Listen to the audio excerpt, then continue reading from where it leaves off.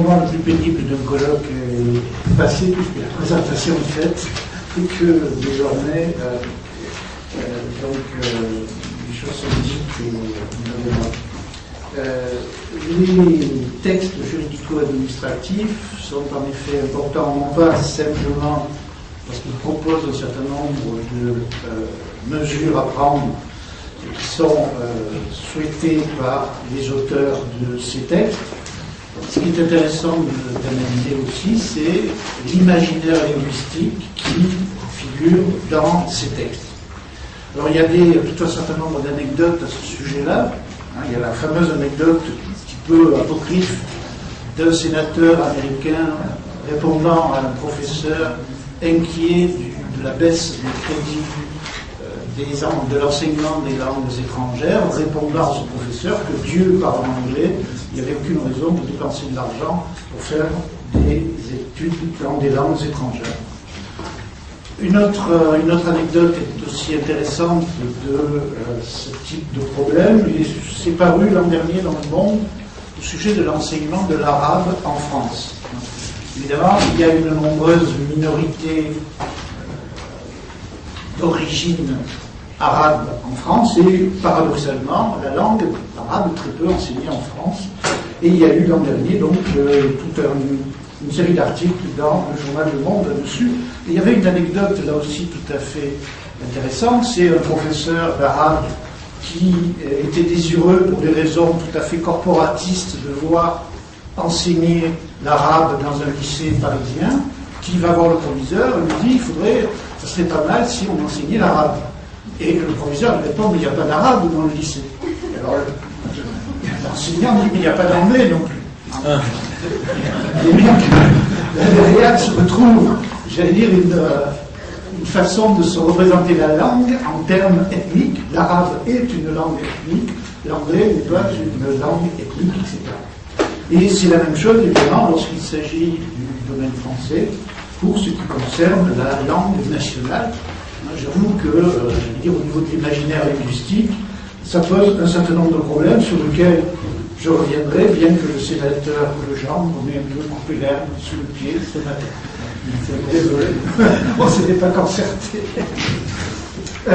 Donc, ces assises européennes du plurilinguisme de 2005, à la différence du texte que j'ai analysé hier, ont réuni des décideurs, des chercheurs, pour poser des questions linguistiques, effectivement, dans tous les enjeux politiques, culturels, économiques et sociaux au niveau des institutions européennes et de chacun des États membres.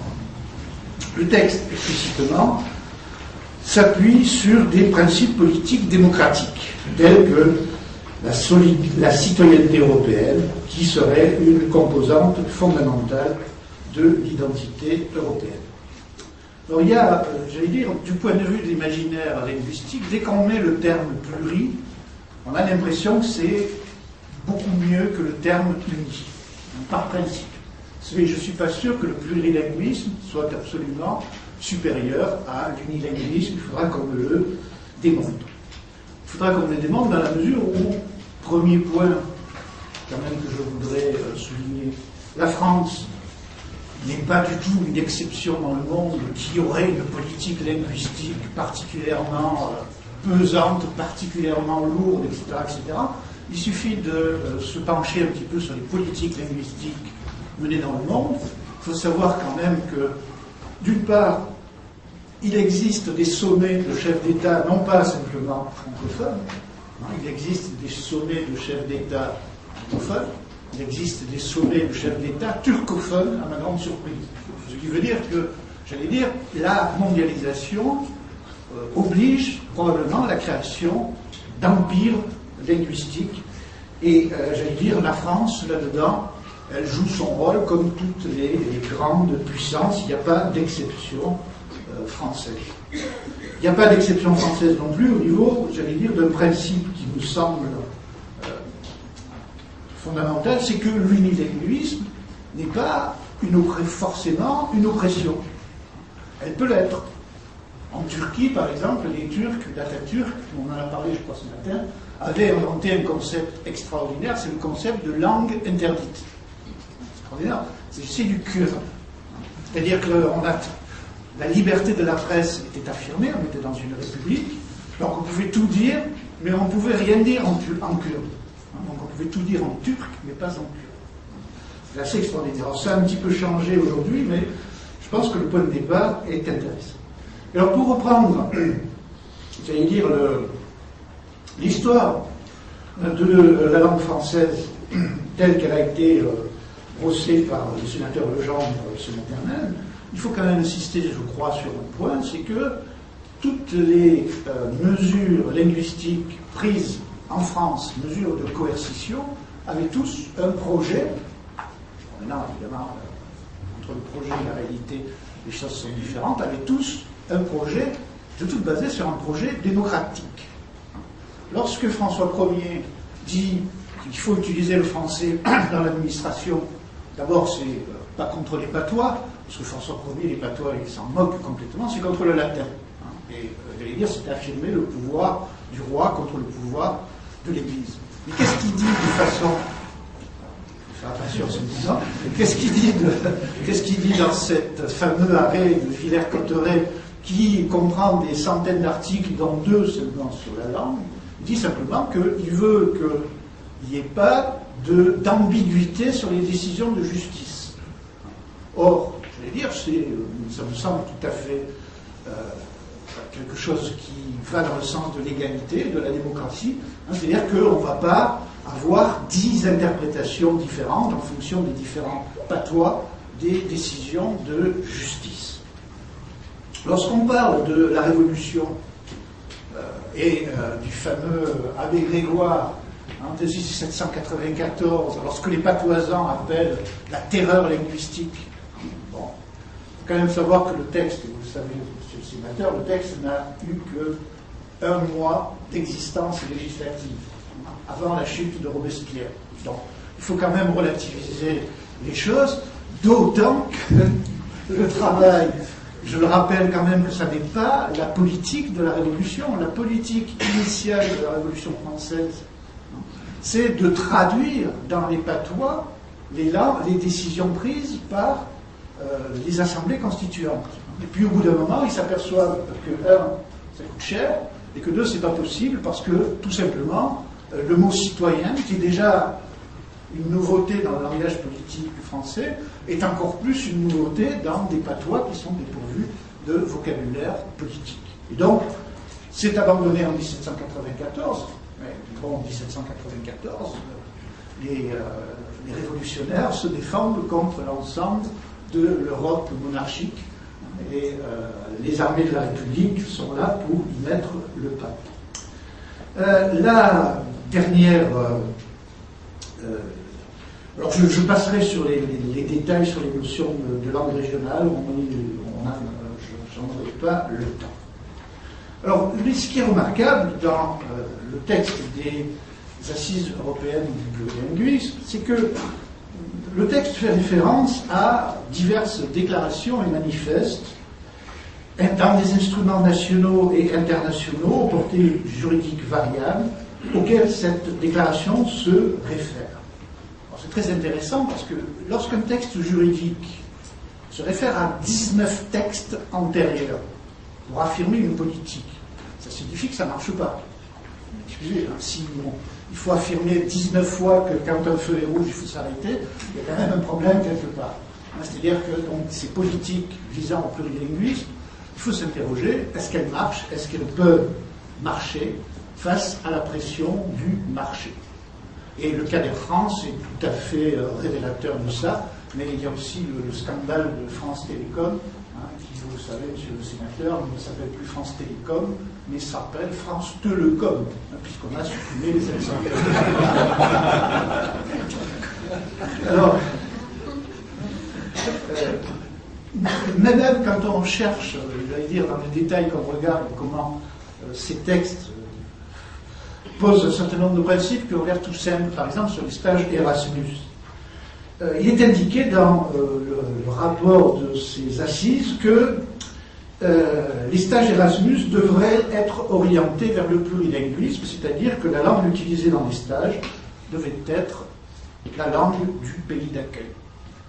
Bon, moi, je me rends fréquemment en Roumanie pour y faire des cours de littérature francophone. Je ne vois pas pourquoi je ferais ces cours en roumain, alors que les étudiants roumains ont des cours de littérature francophone en roumain en permanence. Je veux dire, il me semble qu'il y a là une sorte de perversion qui me semble devoir être révisée. Autre point, le plurilinguisme est inséparable de l'affirmation d'une Europe politique, c'est-à-dire d'une conscience européenne. Et les langues n'étant pas séparables de la culture, l'identité de l'Europe serait faite de ses cultures et de ses langues anciennes et modernes.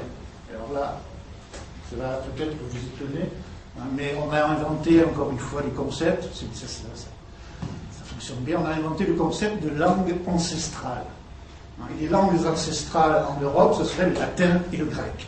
J'avoue que quand on a un tel niveau de réflexion, les bras vous en tombent. Il est assez, bon, le temps passe, il est assez curieux en outre de constater que ce texte européen, hein, je le rappelle, est une charge virulente contre l'anglais, sans qu'on le nomme tout le temps. On parle il y a des circonlocutions, donc contre l'anglais soupçonné de dominer, pour des objectifs utilitaristes, tendant au monopole d'une seule langue de communication instrumentalisée, s'inscrivant dans le moule d'un économisme réducteur. Les Anglais sont des marchands, c'est bien connu. Le plus étonnant dans ce texte, qui m'interroge, parce qu'on parle beaucoup de plurilinguisme depuis le début de ce colloque, c'est que ce texte condamne la traduction. Et là, j'avoue que je suis extrêmement étonné. Cette traduction, on le sait, n'est jamais exhaustive ni parfaite. On le sait. On s'en accommode depuis des siècles. Et j'allais dire, il semble que ce soit la nouvelle, la nouvelle architecture linguistique, celle qui fait que l'anglais joue le rôle de langue tierce entre deux locuteurs de langues différentes, qui obligerait à passer nécessairement à une étape qui serait que, au fond, pour aboutir à des objectifs d'intercompréhension entre les Européens, il faudrait nécessairement passer sur la mise en commun de langues de culture. Je ne dis pas l'anglo-américain, évidemment. Alors, moi, je suis très étonné parce qu'au fond, que ça soit sur la question des langues ou sur la question des traductions, on arrive toujours au même résultat. Il y a un index des traductions qui est confectionné par l'UNESCO en permanence, et on y apprend des choses tout à fait extraordinaires, c'est-à-dire que les États-Unis traduisent à peu près autant que la Finlande, ce qui est quand même révélateur.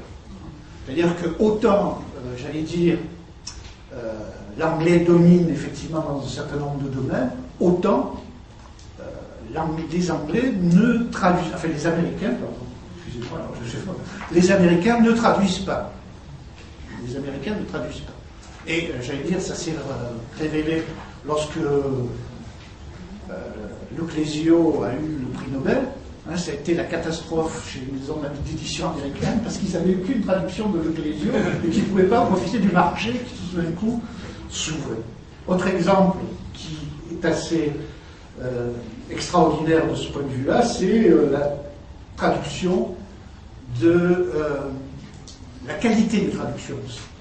Alors Victor Hugo, par exemple, le traducteur américain, a enlevé toutes les obscénités, les gros mots de Victor Hugo, ce n'est pas la peine. On enlève.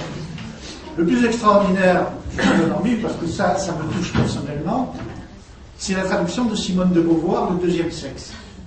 Quand le deuxième sexe de Beauvoir est traduit, il est traduit à 80%, et le traducteur américain en enlève d'autorité 20% des notes qui sont sans. Jusqu'à ce que donc des féministes américaines s'aperçoivent du problème, demandent à l'éditeur qui est Knopf, qui est un grand éditeur américain, de refaire une traduction complète du deuxième sexe de Simone de Beauvoir. Knopf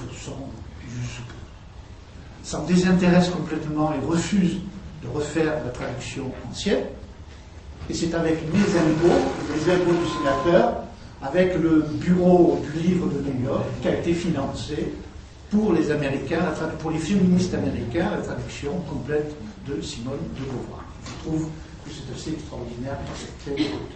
Donc je crois que pour essayer pour conclure, parce que je ne veux pas pour essayer de conclure, je crois que